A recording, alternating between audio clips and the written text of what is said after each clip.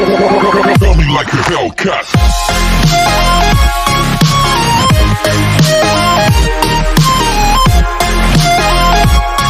Episode की starting में scene हमें युआन का दिखाया जाता है, जो कहती है कि तुम ऐसी जगह पर कैसे सो सकते हो। तभी मिस मैक्सी कहती है कि मेरी चिंता मत करो, मैं अपनी सांस रोक सकती हूँ। तभी युआन चिल्लाते हुए कहती है कि मुझे तुम्हारी चिंता नहीं है। तभी वीजी कहता है शांत हो जाओ। तभी मिस मैक्सी कहती है क्या ये ली हाउस है और ये मेरे सपने को सत्यापित करने का समय है।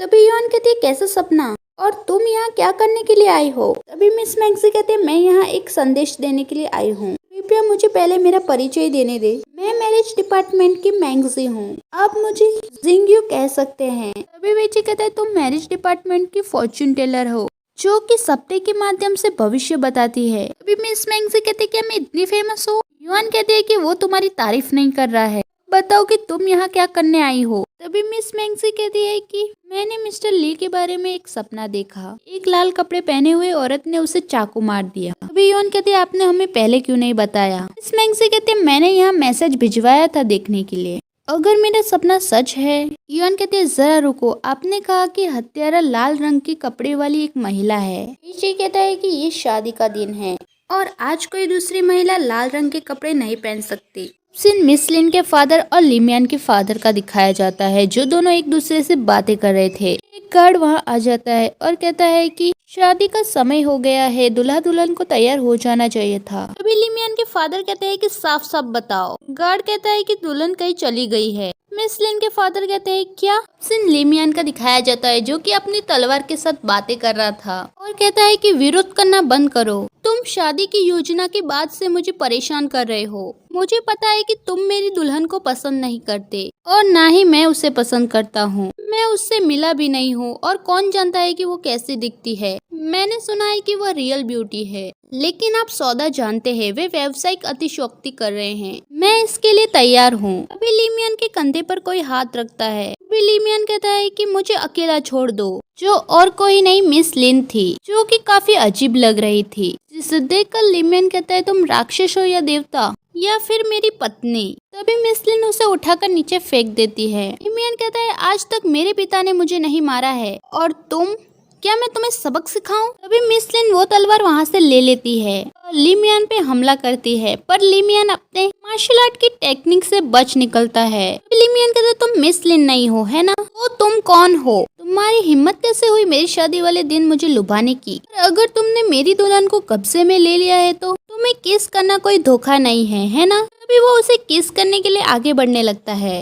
तभी वो अपनी हेयर पिन उसके पेट में घुसा देती है। तभी लैंग लैंग भी वहाँ आ जाता है और लिमियन को बेहोश कर देता है।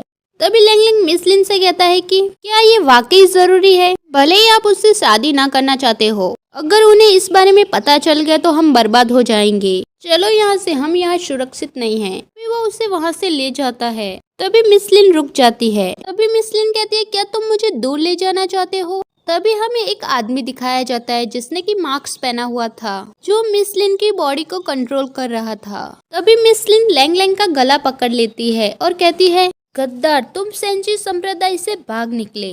जब तुम मुझसे दूर भागे तो तुमने उसे आते हुए देखा। तभी लैंग लैंग कहता दुर्भाग्य से आपने मुझे पकड़ लिया, अगर मैं मर भी जाऊँ तब भी मैं आपके साथ वापस नहीं आऊंगा। फिर वो मास्क पहना हुआ आदमी मिस लिन से अपना जादू हटा देता है और मिस लिन बेहोश हो जाती है। तभी युआन वहाँ आ जाती है और कहती है कि लैंग लैंग तुम कब से इतने आज्ञाकारी बन गए। तभी लैंग लैंग कहता है तुम यहाँ क्यों आए हो? मेरा मजाक उड़ाने के लिए? तभी वेची वहाँ आ जाता है और कहता है वो तुम्हें बचाने के लिए आया है। तभी सीन उस मास्क पहने हुए आदमी का दिखाया जाता है, जो कहता है कि किसी ने मेरी कठपुतली का धागा तोड़ दिया, क्या ये पेन हो सकता है? तभी लैंग लैंग कहता है कठपुतली।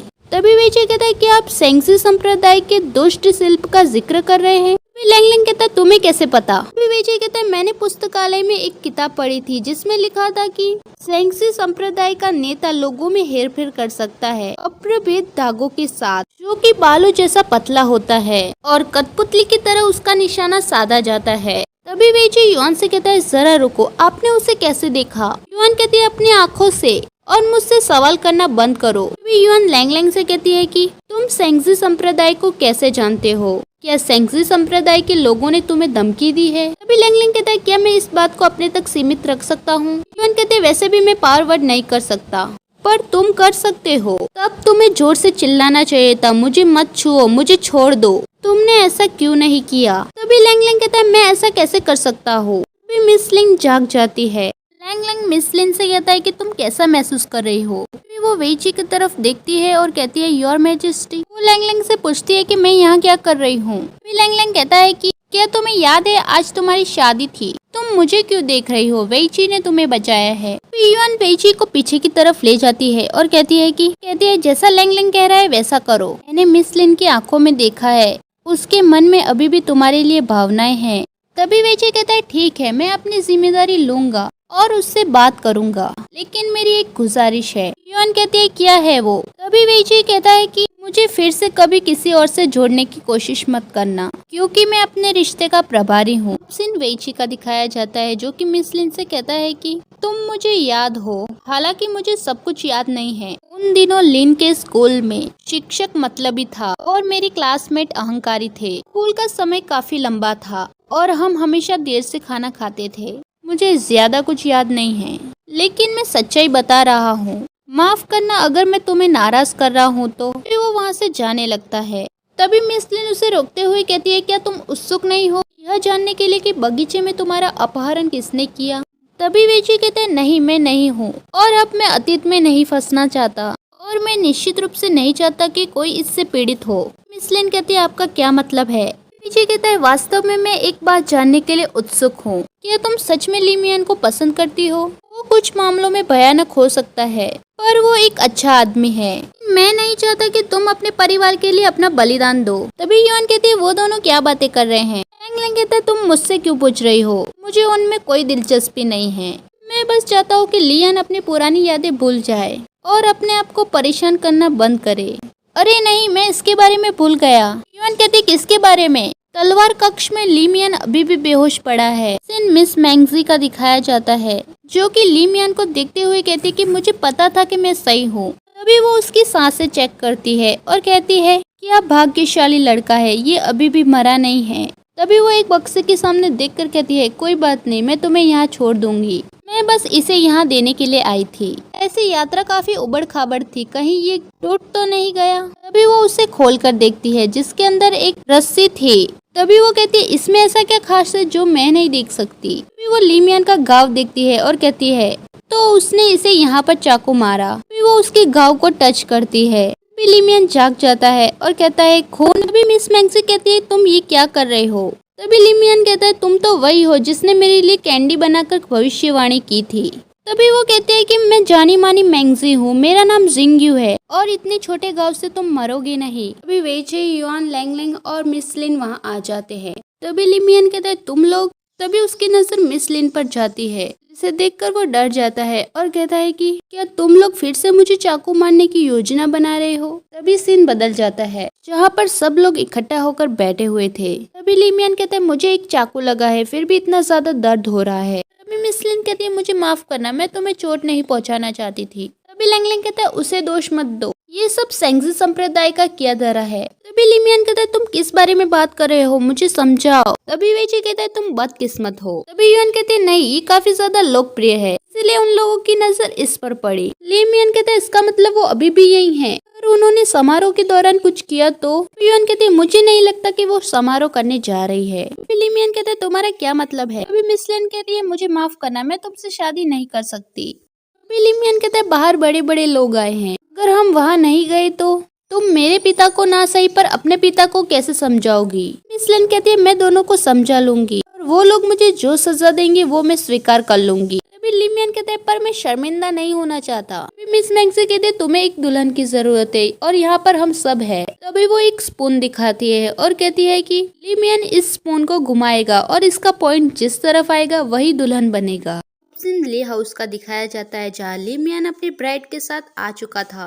अभी उन दोनों को सबके सामने झुकने के लिए कहा जाता है और फिर पेरेंट्स के सामने झुकने के लिए कहा जाता है, फिर एक दूसरे के सामने झुकने के लिए कहा जाता है। ली मियान अपनी ब्राइड के सामने झुकता है जिससे उसकी दुल्हन का घूंघट हट जाता है। हमें पता चलता है वो दुल्हन कोई और नहीं मिस मैंगजी है। तभी मिस मैंगसी अपना घूंघट उठाने के लिए जाती है और वो नीचे गिर जाती है, जिसकी वजह से लिमियान नीचे गिर जाता है। सबको पता चल जाता है कि दुल्हन मिस मैंगसी है। तभी लिमियान के फादर सारा मामला संभालते हुए उन दोनों की शादी करवा देते हैं। सीन वेची का दिखाया जाता है जो कि दूल्हे की ड्रेस में बैठा हुआ था। तभी वहाँ युआन आ जाती है, जिसे दुल्हन के ड्रेस में देखकर वेची को सब कुछ याद आ जाता है कि उसने ही उसे डूबने से बचाया था। युआन वेची का चेहरा देखकर कहती है कि क्या तुम चौंक गए? मैं इतना सुंदर लग रहा हूँ। वेची उसे अपनी तरफ खींचता है और कहता है कि मैंने तुम्हें ढूंढ लिया, और उसे गले लगा लेता है। युआन उससे दूर हटते हुए उसके पास बैठ जाती है। कहती है क्या तुम ड्रंक हो? वेची कहता है नहीं, मैं बस खुश हूँ। अब सीन लैंग का दिखाया जाता है जो कहता है कि क्या तुम्हें पता है तुम्हारे अंदर हेर फेर किसने किया?